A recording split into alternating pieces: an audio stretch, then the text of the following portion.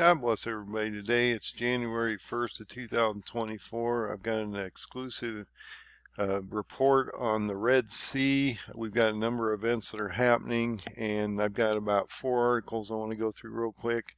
This is going to be real brief because I've got a number of other videos I'm trying to prepare and get ready before the end of the weekend because I think I see something coming. So I'm trying to get all these reports out to you.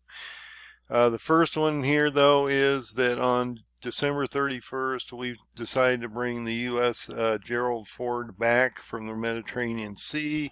And so we were bringing one of our aircraft carrier strike forces back. And that happened on December 31st.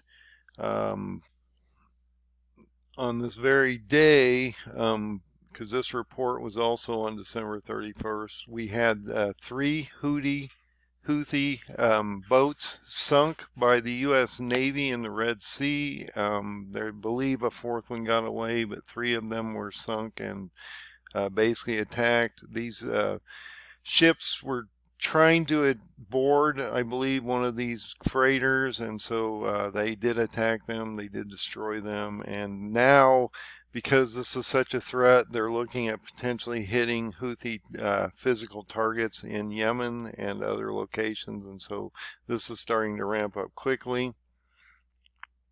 This shipping company has paused in the Red Sea again. This is the second time that they've done a pause. They were going to try to go back once they thought they had the area covered and we had enough ships over there to protect them, but we've seen now that they've had another attack on one of these freighters, or these freighters, tankers, and so just realize this is constant now. We're having constantly attacks on all these different ships and different things over in the Red Sea.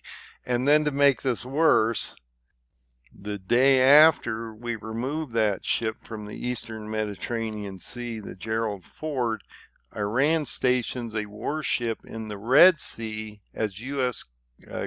aircraft carriers leave the Middle East. And so the question is, why are we leaving? It could be a rotational thing, but we don't really know why they're leaving. Iran is taking advantage of this weakness, and so they brought a ship into the Red Sea.